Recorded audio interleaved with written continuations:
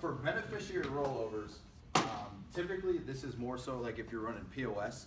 I know we typically like to run hard cards and referrals, but I'm going to show how to do it both ways with a POS as well as a hard card, which kind of ties into emergency contacts. So with a beneficiary rollover, a lot of times when you go in and you set your foundation for the POS appointment that you're sitting down with, before I even start anything, I want to make sure that I have the beneficiaries updated. And hopefully Mickey doesn't mind me sharing this, but he ran into a situation where the beneficiary was the wrong beneficiary when somebody close to his family had passed away, where he actually has to have that person sign off saying that they are refusing the death benefit. And they have to actually put the exact amount of insurance that was supposed to pay out, which is going to make it a lot harder for them to agree to do that because they're no longer in a relationship with the person who had passed away. So knowing that kind of story is very, very important of why we need to always make sure the beneficiaries are updated, because if they're not changed at the time somebody passes away, that benefit will not get paid out to who they want it to go to unless they are a primary beneficiary. Does that make sense? That's right. So with that, when you get the beneficiary rollovers, you got to make sure that you put an emphasis to let people know how important it is to keep them updated, because people get married, they get divorced, they have family and friends that pass away, things change in their life, so you want to make sure it's updated. So first off, when I get there, I say the first thing we're going to do, which is the most important, we're going to find out who your beneficiaries are. So with that being said, a lot of times if you're sitting with husband and wife, you already know that husband and wife are generally going to be primary beneficiaries, right? So if you have a policy service request form, that's how you update the beneficiaries. That if those of you guys that don't know that, which looks like this right here, on the policy service request form, it has primary beneficiary and contingent beneficiary. As long as you get this signed by that policyholder, you're able to change it just with this simple form here. You don't have to call in or anything, and then you send it in. But with that, a lot of times if you're sitting with husband and wife, you already know generally the spouse is going to be the primary beneficiary, right? What good does it do to roll the spouse as a beneficiary if you're already in the house? It doesn't, right? So then you have to be proactive and let them know that, now obviously I'm sure that you guys are each other's beneficiary, and if something happens, who are your next two beneficiaries? So then once you find that out, you can find out maybe it's their son, their daughter, or they have all children equal. Because I know when I'm doing the application for contingent beneficiary, I'll say all children equal, and then the relationship children, right? I don't actually put everybody's name because technically you don't have to. But with that, it gives you an opportunity to find out who their kids are, or if it's a brother or a sister. And then once you find that, it's not over. Now you have to have a conversation showing why it's important that those people know that they even have a policy in place, right? So for example, Tyrone, I'm sitting down with you, and you and your wife, Susan, right? You guys have a policy with us, and I say, hey, Tyrone, now obviously you guys are each other's beneficiaries, but in the event that something happened to both of you guys, who's your next two beneficiaries? Then I'll give you my kids. Your kids, right? Yes. And what's your son's first name? Tyrone. Tyrone? Yep. Okay. He's a junior. He's a junior? Okay. And who else? And Tyra. Tyra? Yes. Is that your daughter? Yes. Okay, excellent. Now, Tyrone, are they aware that you guys have this policy? They are. They are aware. Now, in the event that something were to happen, are you sure they know how to collect on the policy? One do, one may not. One may not? Okay. Well, Tyrone, do me a favor. Why don't you grab your phone and go ahead and give them a call real quick, so that way we can let them know what you have. Okay. And I can kind of go over how they can receive the money and bet something happens. Good point. Okay? So then when you do that, that allows them to go get their phone, or if their phone's already by them, they pick it up and they contact them. It's going to be an awkward conversation because Tyrone's not going to necessarily know what to say besides, hey, my insurance guy is here and he wants me to tell you I have life insurance, right? Right. What else would you say? Right. Well, during that time is when you need to take control and you need to let them know, hey, why don't you just let me take care of it? I'll go ahead and explain it to them. Yes. So then once you get them on the phone and you're talking to them, now you can go over explaining who you are, one, right? You gotta let them know, hey, my name is Josh with American Income. Your father has a life insurance policy with us. He thought so highly of you to designate you as a beneficiary in the event something happens. The good news is I just have a policy service request form I have to have you sign off on, and then go over everything he's entitled to and just get you the proper claims forms. I'm going to be out in your area on Tuesday and Wednesday. What day works better for you? Yes. So now doing that, now you're being proactive and letting them know for sure. They're not gonna say, no, you can't sit down with them. And then you're also gonna set an appointment. Statistically, I'm not sure if you guys know this or not, but there's over $1 billion of life insurance that goes unclaimed every single year. A thing that was just on, I believe it was 60 Minutes or 30, one of those, what, 60 Minutes? 60 Minutes? Is that what it was, 60 Minutes?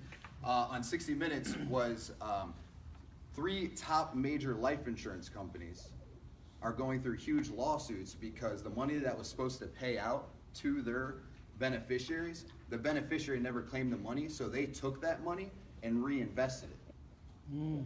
But that's actually illegal because that's not the insurance company's money anymore, so they're not allowed to invest that money. Right. So what makes our company different, aside from these other companies going through the lawsuits, we want to make sure that your beneficiaries are aware you have these policies, so that way when something happens, that claim pays out to them. They don't have to worry about having money out there that they don't have access to. So we're more about personal service, making sure they're aware there's something out there, because a lot of times when somebody passes away, the last thing you want to think about is life insurance, try to go find it, or maybe who to call. You may not know the number. Make it just simple and easy and have it all in one folder, so that way once somebody passes, you can just open it up and then the process is a lot more simple. That's right. Also, people like to hear that you are going to be the one that will be able to take care of it, rather than having to call home office, Right. Waco, Texas, go through different prompts, pressing different buttons just to get in touch with them. This way, they'll contact you personally, be able to contact you through your cell phone, and you'll be able to help them immediately right over the phone. Now, those of you who have not had to process a death claim yet, fortunately and unfortunately, depending on how you want to look at it, I've processed many death claims since I've been here. And aside from going to somebody's house and filling out the proof of death and everything like that, say that person's 2.5, 3 hours away because you sit with them on a road trip, you can actually file a death claim right over the phone, calling home office. Now with that, that person will still have to send in some information. The beneficiary will have to send in who they are, their social security number, the death certificate. They will have to send information in, but that way they don't have to go and fill out a bunch of paperwork. They just fill out the proper information, could be just on a blank piece of paper, send it back, and then that death claim will be processed. Wow. So it just helps speed up the process to make it a little bit more simple and easy. That's true. Also, beneficiary rollovers, when you're sitting with them, the close ratio is much higher. Because a lot of times with a beneficiary, it's going to be husband and wife, right? Typically. But if it's not husband and wife, it's probably son, daughter, aunt, uncle, cousin, somebody close to them. So if they see that their father, their mother, their brother, their sister have a policy with us and they took the time to go actually protect themselves and their family, they're more likely to follow in the footsteps of what their family members did. So it makes that close ratio a lot higher. Now, I'm sure you guys heard multiple times, you have to get uncomfortable before you get comfortable. And it's not very easy to tell somebody to go grab your phone, pick up the phone, and call your son and let them know that you have this policy in place. Because one, a lot of times people don't want other people to know they have something, right? Because then you hear all those horror stories, and I'm sure you've been in a house where, like, now, does it count of an accident if I push my husband in front of a car while he's having a heart attack? You know what I mean? Like, people joke around like that, but that's like, you know, there's some people out there that they really think that way. So you do have to get uncomfortable to get comfortable. That's why you have to have ammunition to share with them, letting them know $1 billion of life insurance goes unclaimed. That's right. So if I were to tell you $1 billion of life insurance goes unclaimed, what's the first thing that goes off in your head? You don't want that to happen to you. And in my experience, every time I say that, people are like, wow, you know, Yeah. and they never discount that, you know, or think it's a joke. They think it's serious. Absolutely. So, any questions on how to roll a beneficiary running POS? If it's their kids and they're little. If they're kids and they're little.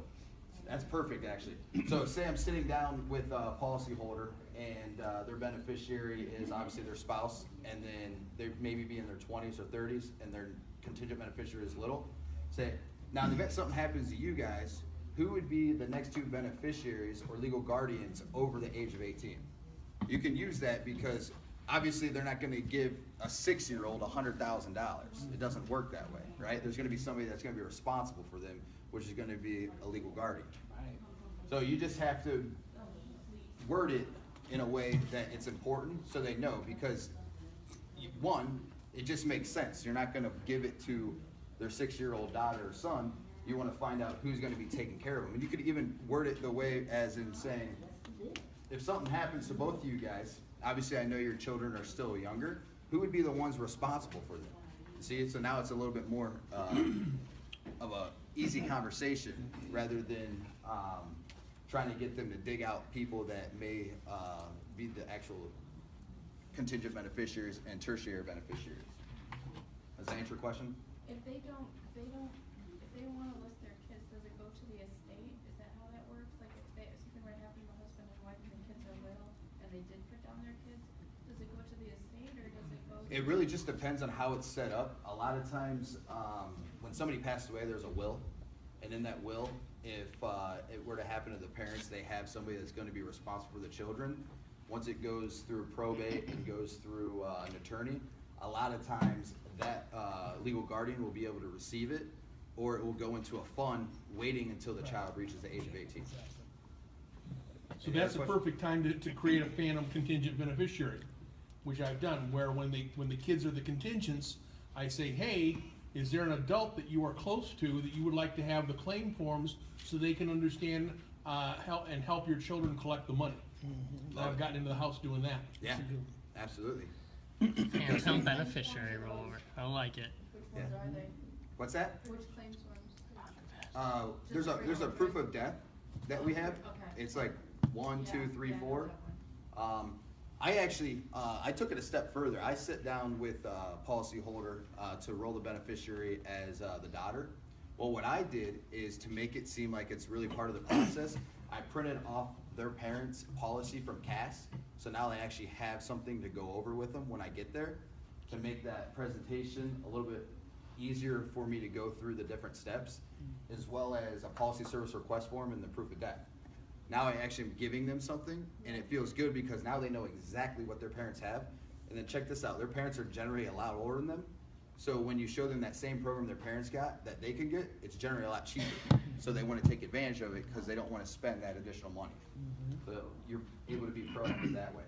And I actually ended up selling that lady because I was able to give her something, okay? I have gone to an appointment where they're like, I thought you said I had to sign something. That will happen. So just be prepared that you have something to show them so that way you're not wasting their time or your time because you didn't set yourself up right. That's right. Any other questions before we get into rolling beneficiaries on hard cards?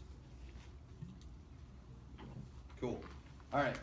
So rolling emergency contacts is generally what I'm going to call this, is because a lot of times some people ask it a couple different ways. In the event that, in this case, it is a fraternal order of Eagle, the insured is Joe, and the beneficiary is his wife, Betty. So I would say to them, now Joe, in the event that you and Betty were to pass away in a common accident, who would be 2 emergency contacts, local and over the age of 18, right? Nobody ever, never, ever does not give you 2 people, right? Because the way that you say it, you just have to do it very, very comfortable and be assertive, so that way it's just part of the process. Yeah. Now, I also heard of people saying, now, Joe and Betty, in the event that you pass away in a common accident, who are your second emergency, or who's your second beneficiaries, your contingent beneficiaries, and then you get them as beneficiaries. Me personally, I just ask them as emergency contacts. I don't know if anybody in this room asks them as beneficiaries. It's the same thing. And the way it's the same thing is because they're the next closest people to them, right? Now, if they don't have any family around here and they do have them as emergency contact, that's how you're able to roll it as almost a beneficiary rollover, but really you have to word it in saying emergency contact, okay? So it's pretty simple. Another thing, we get credit for putting referrals into the computer, right? That's how we need to have 2 referrals per every appointment we sit down with to make sure that we get 100% lead top off like we're expecting. A lot of times, people will have the AD&D cert, they'll flip over this bottom part and they'll write the first 2 emergency contacts on the bottom, right? And then they tear it off and they have it, and then they have to go re-enter it in the computer. So what I've been doing is, if you go do the AD&D and you ask for all your referrals after the AD&D to get 10, and then you use the additional no-cost benefits to get additional referrals, right there it's going to pop up as asking for referrals after the AD&D. So I make it almost like it's part of the process. So after I explain this, then I say, now in the event that Joe, you and Betty were to die of a common accident, who would be two emergency contacts, local and over the age of 18? And then I type them in right there, because I know no matter what, I'm gonna be able to call them, because I'm gonna set it up while I'm in the home, so that way it's not where I contact them and the person I was sitting down with is mad at me because I didn't make them aware that they were gonna be receiving a call. And with that call that you're gonna do, whether you do it in the house or over the phone, is gonna be pretty simple. Sitting down with Joe and Betty, you get the emergency contacts. The first one is probably gonna be their son, second one probably gonna be their daughter, kind of similar to contingent and tertiary beneficiaries. With the emergency contacts, now you're gonna say, now Joe, in the event that something were to happen to you and Betty, you want your son to be emergency contact. Now, is he aware that you even have this? Right? It's the same process. Is he aware that you even have this? A lot of times they'll say yeah or no, because I wasn't even really sure what this is all about, because you guys have never been here before, or this is my first time going through this. And that gives you the perfect time to say, well, good news is I'm here. Why don't you go ahead and give him a call so we can let them know if something happens to you, that you guys at least have the certificate and he knows the process in order to file the death claim. So now you're just taking emergency contact and turning it into, or you're taking a beneficiary rollover and turning it into an emergency contact, right? So that way, generally, most people here, we run hard cards, right? And then from hard cards, we get referrals. Essentially, all it is a referral that you're getting, but you're turning it into an emergency contact rollover. So that way, the phone call is just a little easier, because a lot of times, you don't even really have to explain when you're booking these appointments that they're getting a $2,000 death benefit, that there's a health service discount card. You don't have to say anything about life insurance that you're providing for them, which typically could turn them off where they're not interested in letting you come over. All you're saying is you're going through the same motions again and letting them know, did you know over $1 billion of life insurance goes unclaimed every single year? It's my job to go explain everything to you, what they have, give you the proper paperwork when something happens so they can file the death claim, just to make things easier, okay? And that way, when you call somebody and you let them know $1 billion of life insurance goes unclaimed every year, they're more willing to sit with you, because now they're expecting they're gonna receive money in the event something happens, right? And people like money. So then that appointment's a solid appointment and the closing ratio is much higher. Any questions about emergency contacts? So you guys understand when I type it in the computer? Because how many of you have been burned where you didn't get the top lead top off because you didn't put your referrals in the computer? At least you're honest, right? It happens. I mean, it's right in the script. Obviously, your first two are going to be emergency contacts. You have 8 more left. Right. And it looks important because, you know, I've been out with you, Josh, and when you do that, it looks like it's important. Not only are you gathering that information, but you actually, you know, entering that information, and people will let you take that time to put that in there because they feel it's important too. Yeah, you're absolutely right. And if you make it seem like it's part of the process, we're in 2016, everything's on a laptop now. Let me go ahead and pull up all your information. I have access to everything. Yeah. You're behind the computer, they're on the other side, they don't know what you're pulling up, but really you're just putting it in as it is a referral, right? Yep. Any questions regarding beneficiary rollovers or emergency contacts? Is this making sense? You kind of see the process? Now, I'll be honest with you, it's not gonna be something where you can just take what I'm telling you today and go in the field and you become a pro overnight. It can happen, but the odds of it happening are very unlikely. It takes time because you have to find a way to word it, find out who you're sitting with, and get them to understand the importance of why we need to contact their beneficiaries and their emergency contacts. Once they understand the importance of it, then they're all game for letting you have their information. And if you do it early, and like we say early and often, it's a lot more, the success rate is so much higher. And because I had stopped doing it, and then I stopped getting as many referrals, and then I've had some conversations with everybody, and you, and also and Mickey and Ron, and then I went back to it, and then man, it's just like, man, it just took right back off, you know. Right. So it's and people we just gotta slow sometimes that process down. We're so apt to get in the house and want to talk about business and trying to write business, but you know, if we get referrals from each household, and that's my thought process now. Even if I, of course I'm going for the sale, but even if I don't get a sale out of that house, I feel successful because I got some referrals out of that house. And that referrals can turn into sales, and so my time was still worth it. Right. What I was always told when I was first starting out in the business is go out, one, have fun. Two, try to collect as many referrals as possible and not worry about the sale. Right. Because when you're collecting those referrals, the sale's just automatically going to happen That's anyway right. because it's a numbers game. It's That's one right. out of 3. That's right.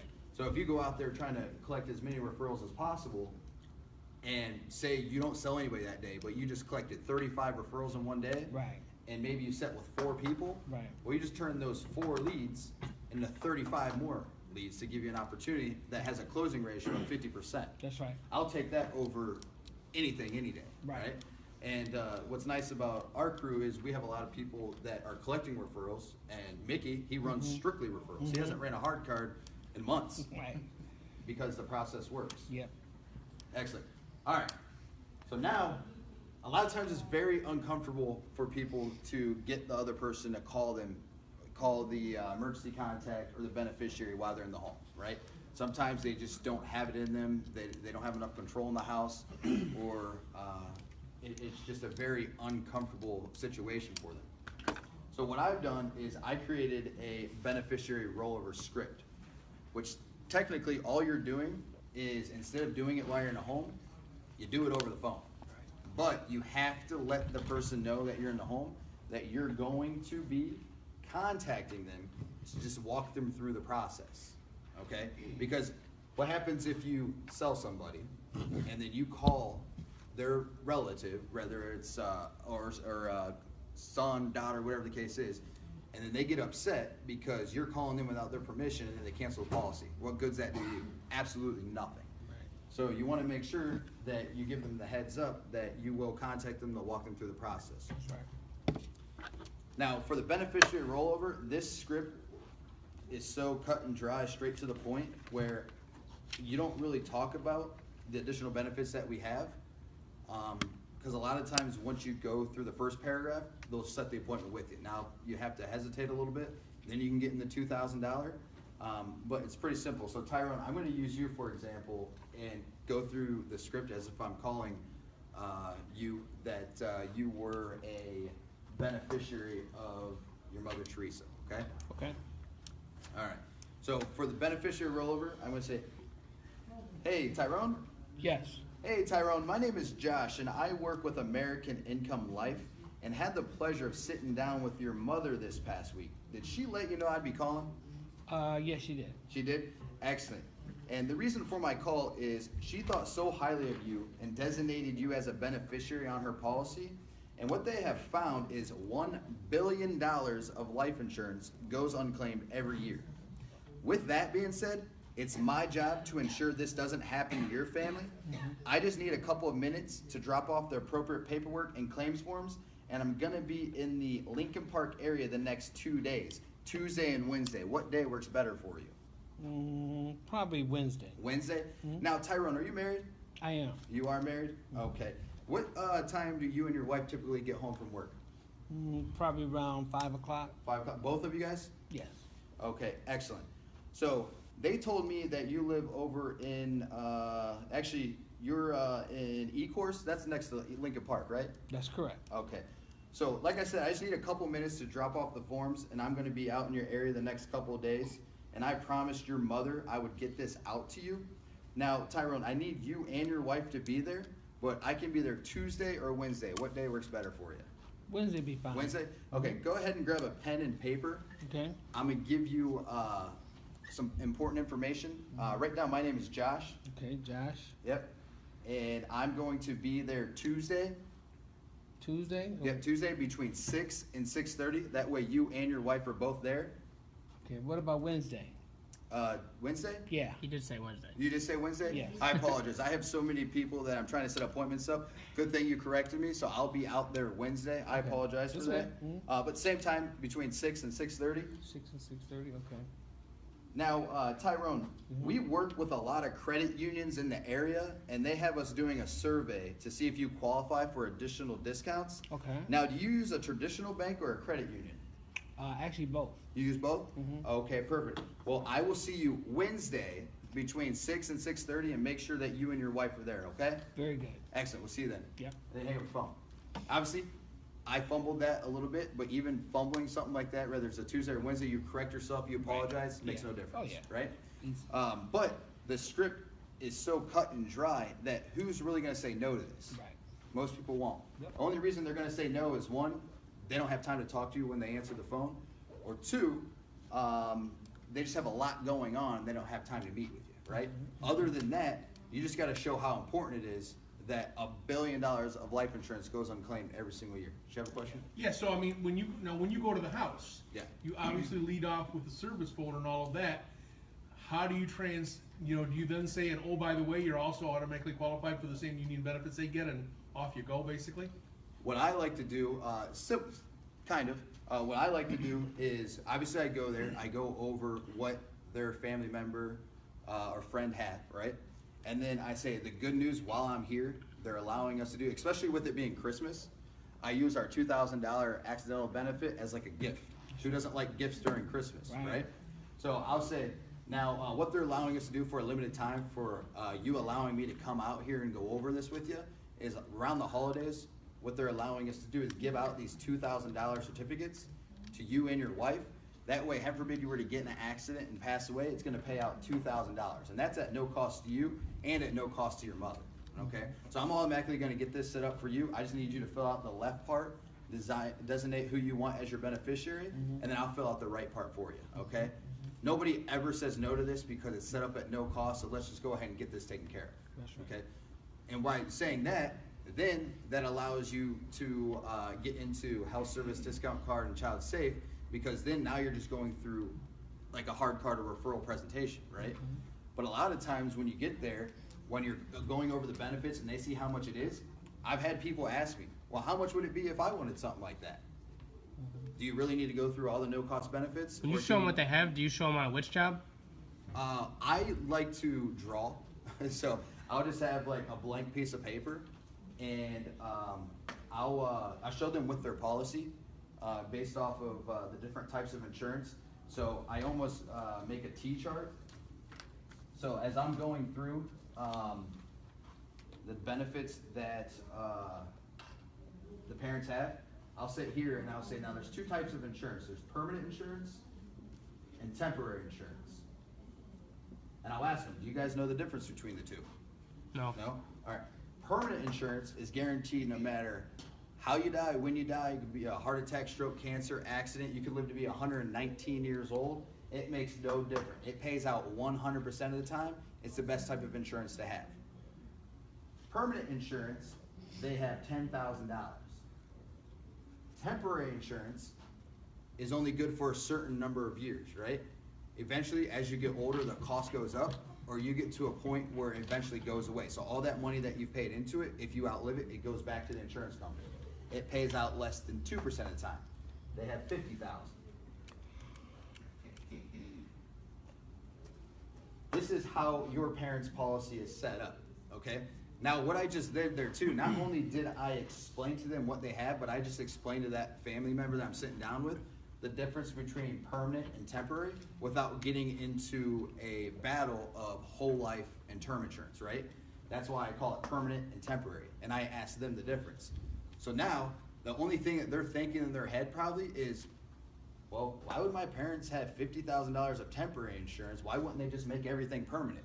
So I've had people ask me, well, what happens if I want $50,000 of permanent insurance right now? And then instead of going through the whole process, you'd be like, I would love to be able to give it to you, but then take it away from them. I have to see if you can even qualify, right? Because people want what they can't have. So if you take it away, now they really want it. And then when you're going through the health questions, you have to make it seem like it's a big deal. They could say, you know, I'm on high blood pressure medication. You are? You know, be shocked about it. Like, are you okay? Have you been hospitalized for it? Are you under control right now? You need some water? Like, you know, be an actor in the house and have a good time, because if you make it a big deal about blood pressure, think about when you get to the questions like cancer, heart attacks, and different medical conditions that are a lot worse, but you just made a big deal over blood pressure medication. Now they know that if they get it, they're going to stay with it forever because it's based off their age, their health, and their habits. Good point. Cool? Yep. So, does anybody have any questions with what I went over? But when now, I mean, suppose you're rolling a beneficiary, you know, and it's a husband and wife and 2 kids. Don't you want to go through the standard needs analysis and videos and whole 9 yards to, you know, to get the right mix of whole and term and ADB? For like the people we're sitting with? Yeah. Yeah, absolutely. I do that, but to explain what they already have, I just explain. Not always do they say, hey, can I get $50,000 of insurance? That's just like, that's a gold mine when it happens. It doesn't happen all the time, but when it does, Slam run dunk. with it, right? Yeah. Right. But typically, you explain this, and you say, now, in the event something happens, there's this claim form here, and then give them your business card so they have a person to contact rather than dialing certain numbers. But what I will do is, then I'll go into the $2,000 certificate, right?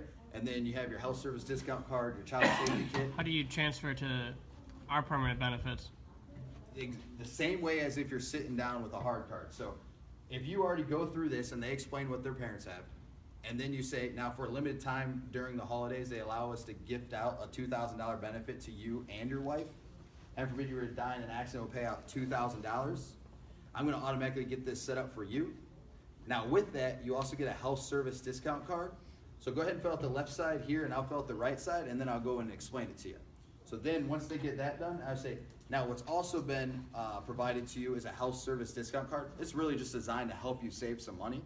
That way it takes care of like your vision, hearing, prescription, chiropractic, as well as dental. Now there are 2 programs, there's a gold program and a basic program.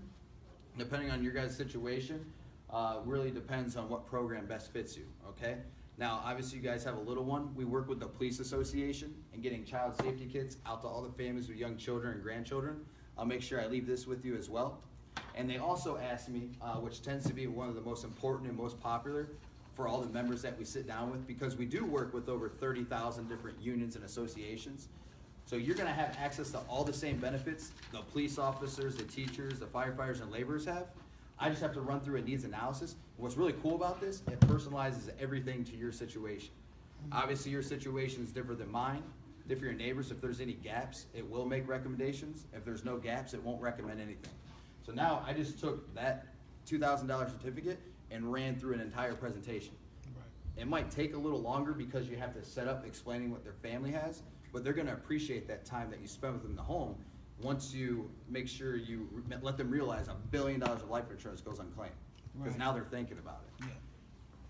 Now I think he was too also asking how do you transition to the